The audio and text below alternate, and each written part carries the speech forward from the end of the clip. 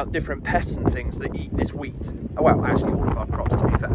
Well, someone who walks in our land came in the other day and said that they saw 70 fallow deer in one of our fields. Now, I can honestly believe it because I know there are a couple of herds of about 30, 40 each. What I haven't got a picture of the 70, unfortunately, but I'll show you a video quickly here now of some fallow deer that I took a video of last year.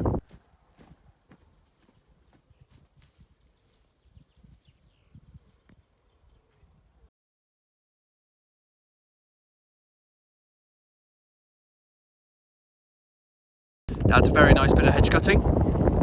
Look how good this wheat looks. Bring you down so you can just see the rows. How lush and green it is. Really good, actually. Nice and full. Just what we like.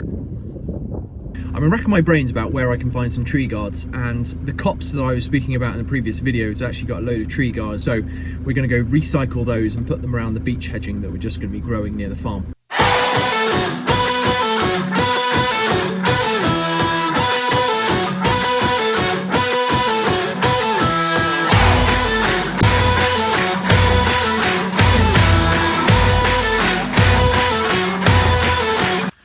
Put all the tree covers out. Just noticed how the fog's lifted.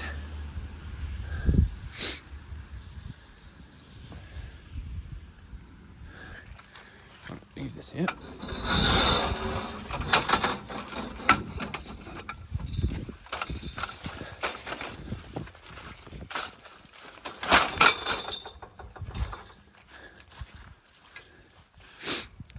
So we've just left all of these tree guards out. It's a pity that reflects the amount of trees that failed, but it's all fine. You know, the wood and the copse are still pretty good. My boots are bad.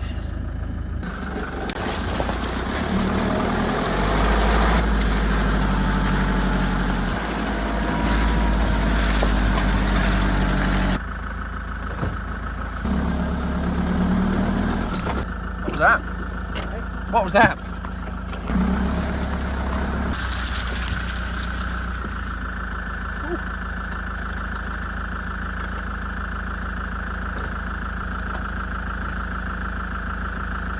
Beautiful. Great. That's unfortunate.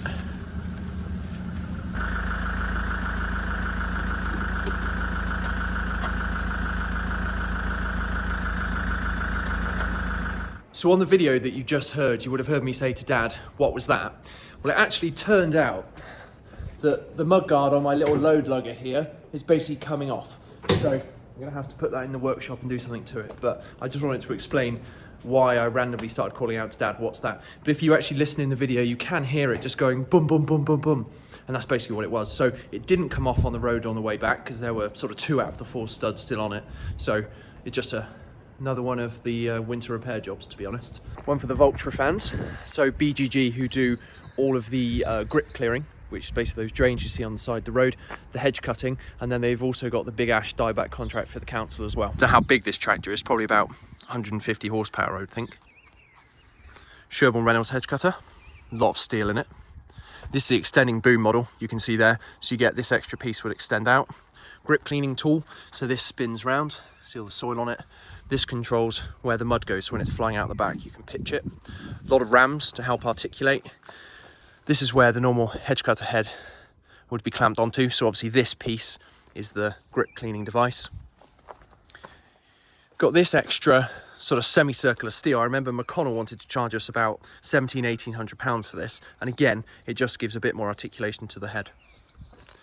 Got the brake back there. So if you were going along and you hit something, that would go back instead of the whole tractor stopping. And also you can then position the hedge cutter actually out in front of the wheel. Because if you imagine if you're in the cab, you can't actually see down what's going on. So you sit it in front. Obviously, tiny top link. Don't know how many hours these tractors do. Probably a fair few, I'd imagine, especially based on the tyres. Get a lot of work and a lot of road work. It's got this extra frame under here, which goes onto the axle to add more stability. PTO goes into a hydraulic pump. So we come around here, this fan cools the oil. So this whole block here is one big oil tank and everything starts and finishes here.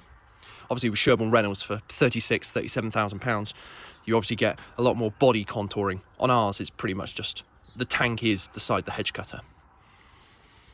Come round. It's all sign written for highway maintenance. Supplied by Chandler's up in Cirencester. Took over from Lister Wilder. Obviously the grease points for the machine here.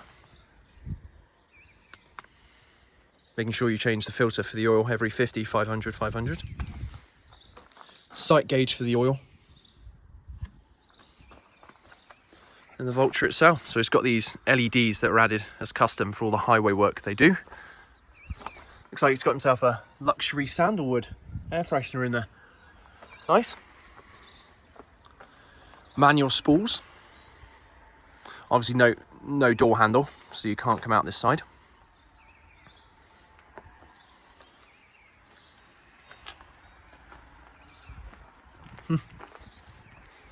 Got his little sat nav up in there. LED lights again on the front. This piece got a shovel, but then they have a strimmer sat on there as well when they're hedge cutting. Data tagged. And that is the Valtra with that Sherborne Reynolds grip cleaner on. This is our machine, and I'll do a proper walk around a bit later on in a different video.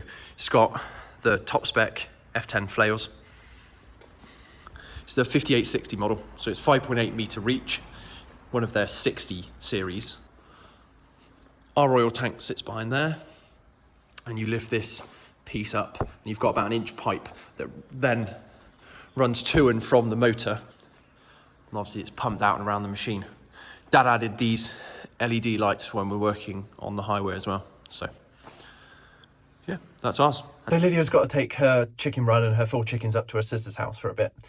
My niece is going to absolutely love it. So just hooking on the Eiffel Williams now. Then this afternoon, I'm going to head up to Winchester because we need to get Lydia's car back. To cold start this, we have to put it in drive, and then you have to turn this key all the way around. If anyone's got older machinery or classic tractors, or just even tractors that they've got their own personality, so each one has its own quirks on how to start, or there's little tips and tricks that you have to use which you just learn or you've had to just master over the years. This machine, when you start it, you have to shake the steering wheel. I think it gets a small lock in the hydraulics, so when it's starting, it's fighting against pressure. So what we do, as we turn the key and it's starting, we just give the steering wheel a little shake. I'm going to try and do it with my knee so that I can keep recording, but obviously if it fails, I don't want the battery to go dead, so I'll just have to show you afterwards. Right, my knee's up, see if I can do it.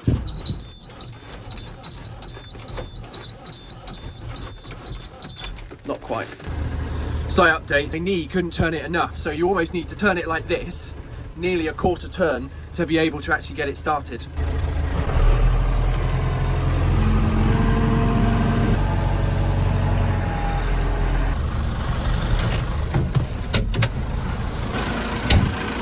Just going to leave him running there and put the Eiffel Williams on that's in here. Spoke about getting a triaxle version of one of these, but Dad made a good point. It actually makes it even more difficult to pull out the shed. So we added this small extension on so that we could get some extra bales on the bed.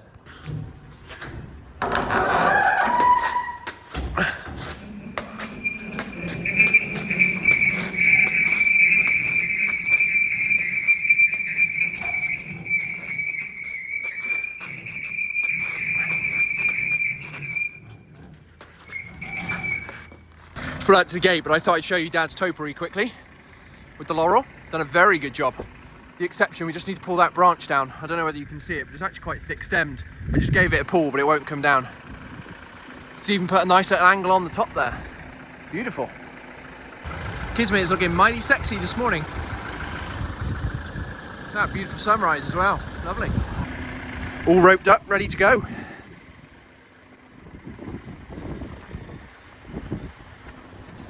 So I was just editing that video and it made me think, how many people still use rope, or do you just use ratchet straps? And if you use ratchet straps, could you tie a dolly if you need to, or do the blokes that work for you, could they tie a dolly as well? So here, Dad favours rope, but I would favour ratchet straps. So I do wonder whether it's a generational thing.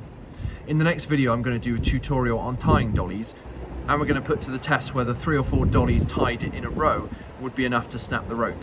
Just dropped the chickens off at Lydia's sister's house, then we're going to go head back, have a shower, then head to Winchester. Looks like the Valtras are multiplied for this evening. 2 of them now, but both identical. The government have issued a red warning because they say the storm's going to be really bad tonight. Apparently winds about 90 miles an hour. Usually here in the Cotswolds we don't get those sorts of warnings. We get pretty bad snow. It's not like Scotland or the north of the country where they lose power. We're pretty safe here. What I will do, I think, is share with you some of the footage from Tillage Live, which was in September. So here you go. New Holland just going by with a 6-metre vertistat on. Over to the left you can see the Sky drill. So this combination of Sulky and Sam Moore came together to build that drill. It's made in 3 factories and it's been imported by Opco since 2016. There's the Horse Avatar. Over to the right you've got the Axion 930 on tracks. I've seen Ollie Blogs' YouTube channel, you'll see he goes through that pretty extensively. A 3-metre Mashio combi drill there with the front press on. Here we've got the new T8 435, so it's 380 horsepower track, New Holland. It's got the 6-metre disc roller XL on the back by Heva, or Hever, however you pronounce it. Quite a whiny transmission. Here we like legs on a cultivator, we don't just rely on discs, but I think that's probably just a mindset thing. People probably thought the same when they went from ploughing to min-till, and then from min-till into direct drilling. We've always done it this way, I hear it's one of the most dangerous things you can say in any business, and I think it's certainly applicable to farming.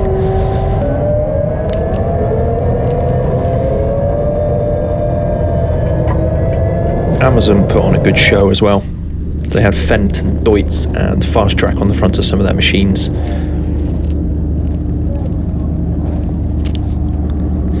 Fast Track just coming around with a 4-metre Cirrus.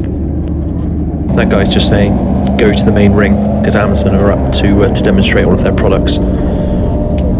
This was a side ring that you could walk around and just have a look, and they were each given their own sections. Since Challenger were taken out of the UK market by Agco are now pushing Fendt, so this is the 900 series. So I think this is a Fendt 943. It's got a 7-furrow, slatted moldboard, Lemkin plough. And even though it's not that heavy itself, the short chassis of that tractor, or the tracked machine, just makes it a bit of a counterbalance. The thing I don't like is the reversing sensors on this. I also hope it's more supple than the way this guy shows it, because he comes out and does like a 2 or 3 point turn before he then goes back into the row. And if you did that every time, it'd be a nightmare. It'd be a waste of diesel and a waste of time.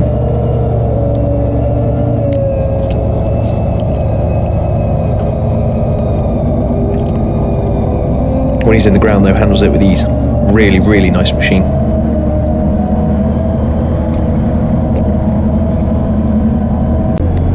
One of the other Fendt, slightly larger. It's got soft tyres to reduce compaction. It's got the 6-metre Lemkin combi drill on the back, and then on the front it's got a press.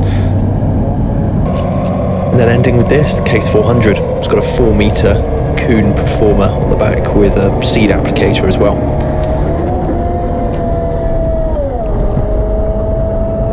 And there we have it. Thank you so much for watching. If you haven't already, hit the subscribe button. Ring the little bell and you'll get notifications of my video that I'm bringing out every week. I hope you enjoyed. Any comments, leave them below, and I'll see you next week.